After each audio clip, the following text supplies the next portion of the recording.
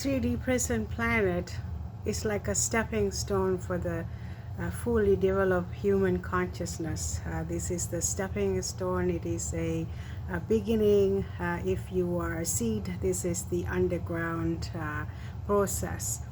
When we understand this level of awakening as to what is exactly mean to be living in a 3D prison planet, this is a kind of awareness, awakening information that we can sort of gather. So every time when we have difficulties, an enormous level of stress and having difficult time understanding this is not making any sense, why are they doing this, the employment, or even if you want to get anything done with your cell phone or any kind of administrative stuff, what is very clear to us is that it prolongs and is time consuming. It takes so much energy. It's the energetic loophole. But even in the 3D prison planet, there is a window of opportunity, a very little window of opportunity where we can muster and gather up information and sort of make it your existence really comfortable. But it's only very, very little space there. So you have to be awakened and be conscious constantly. The disconnected space is very difficult because getting connected and grounded to your higher source, your higher self, is the only way that we can prevent us from getting lost in these energetic loopholes. Because of lack of awareness and lack of understanding to observe where the major energetic loopholes.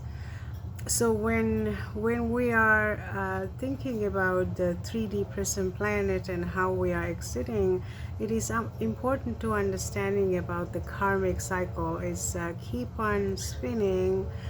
We need to be able to get off of that and feeding into these karmic contracts we are creating. In fact, we are to sort of eliminate the existing karmic journeys that we have, so we learn lessons and we are completely free from these karmic debt. So that's another example why we have to keep eye on these energetic loopholes. So when we think about education, we are thinking this is what we need to be successful in this 3D prison planet. We don't even know that we're in, but the education is good. But what are the information that you are filling yourself with?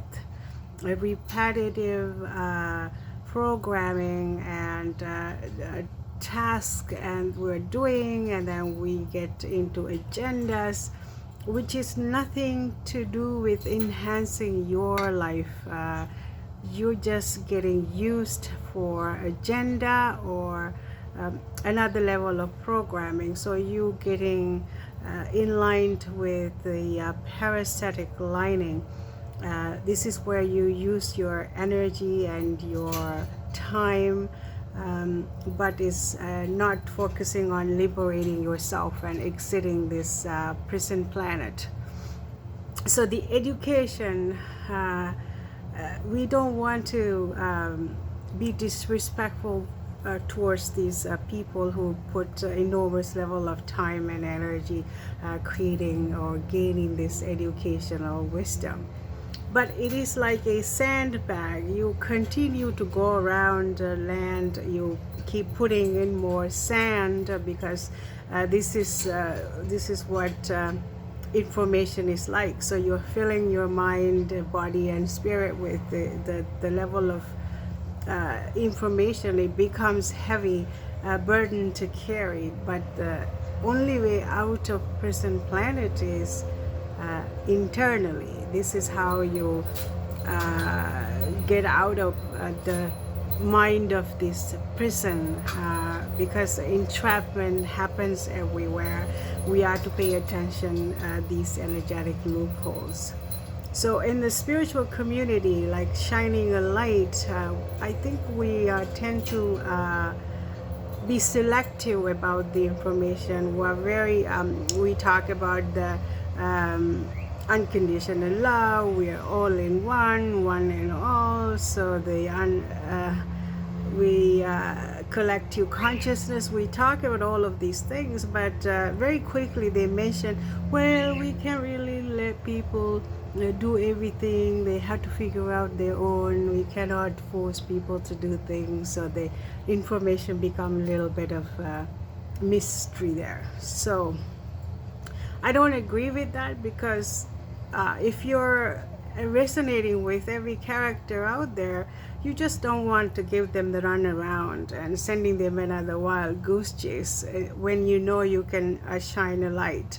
So we have to keep in mind, we cannot be this selective, and when it comes to maybe information that is going to be completely different, and people will gather another completely different perspective regarding our existence. So we don't want to deprive people and mislead them because we are holding on to some information.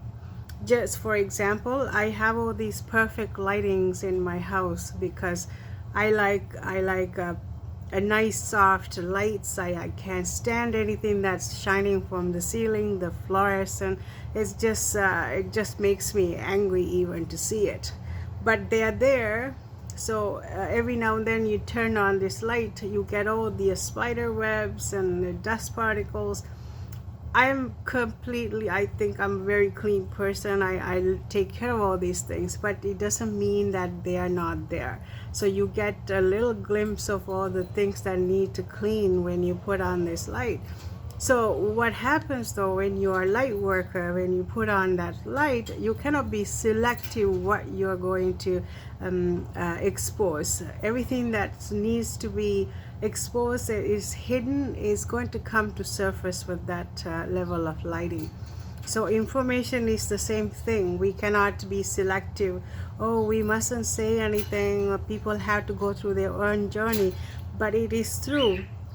But it's not fair, because the external factors have gone to this enormous level of control, and it is planned. Everything is stressful because it's meant to be this way. This is how it's designed. So we need to think about